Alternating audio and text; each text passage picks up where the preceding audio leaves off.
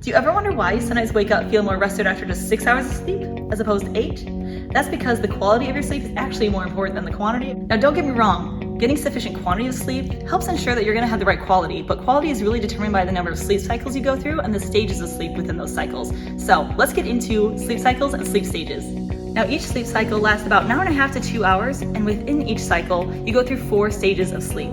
Each night you're going through about 4 to 6 cycles, and the stages of sleep within each cycle is differing a little bit each time. So let's get into the different stages of sleep and the importance of them. Starting with stage 1 sleep. This is considered the dozing off phase, and it's really when your mind and body is starting to prepare to go into deeper sleep. You might be able to relate to this phase as the bobbing of the head phase. So you might be going in and out of sleep actually, not really quite realizing it. It's a really short phase, lasting only from 1 to 10 minutes right before going to stage 2.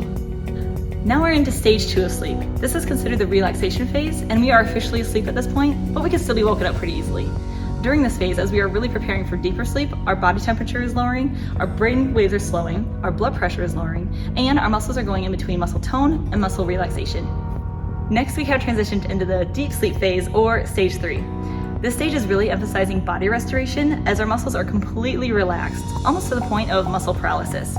Our growth hormone levels are also increasing as our body is trying to restore any kind of damaged or repair of tissues. Now, if you are trying to wake up during this phase, or someone's trying to wake you up, you might feel really groggy at the very beginning or even throughout the day just because of how slow our brainwaves were during this phase. As we look at our sleep cycles, this stage of sleep is longer during the initial sleep cycles and shortens as the night goes on. Finally, we have stage 4, which is REM sleep.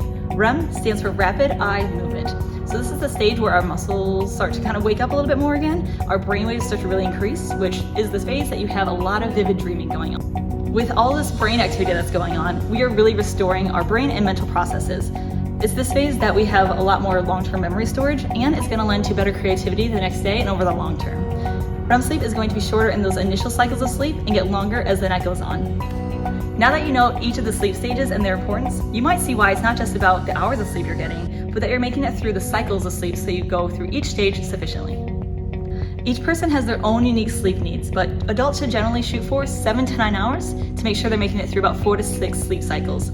If you know you're going to go into a night where you're not going to get that much sleep, try to shoot for 3-hour increments, so that way you're able to make it through all 4 stages of sleep and not risk being woken up during deep sleep and feel groggy all day, and that you get your REM sleep and are sharp mentally.